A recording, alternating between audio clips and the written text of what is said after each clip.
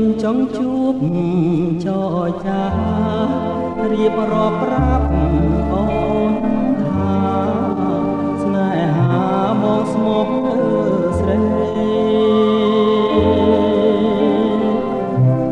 សូមមេត្តាត្រាប្រណេ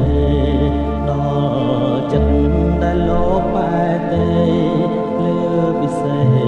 ជាច្រើនខែឆ្នាំអូនដឹងទេពេលវាយយប់ថ្ងៃបងគេងព្រួយខ្លួនមួយយល់តែក្រៀមក្រំ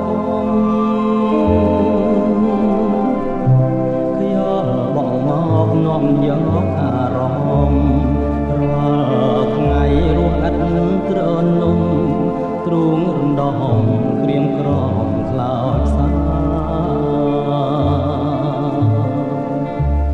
សូមឆ្លើយប្រាប់ផងឆ្លើយមកនួនល្អឲ្យបងអស់ក្តីសង្ការ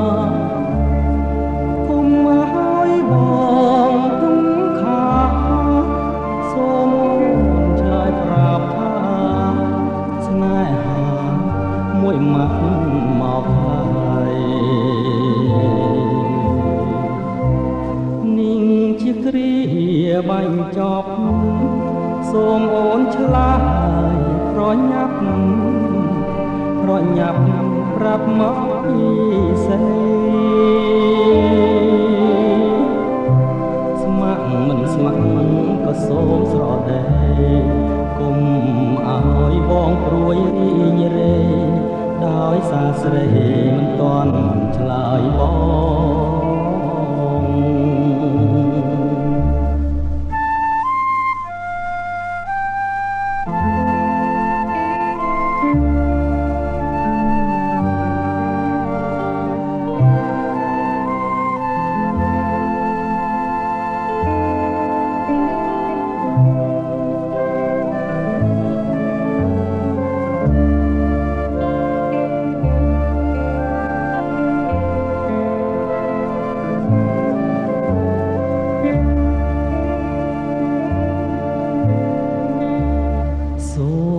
ឆ្លើយប្រាប់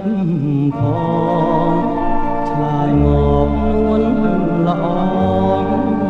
ឲ្យបងអស់ក្តីសង្ការគុំឲ្យបងទុំខាសូមឆ្លើយប្រាប់ថាស្នេហាមួយម៉ាត់មកហើយ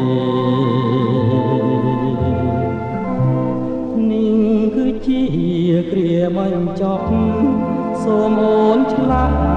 ប្រញាប់ប្រាប់មកពីស្រីស្ម័គ្រមិនស្ម័គ្រក៏សូមស្រដី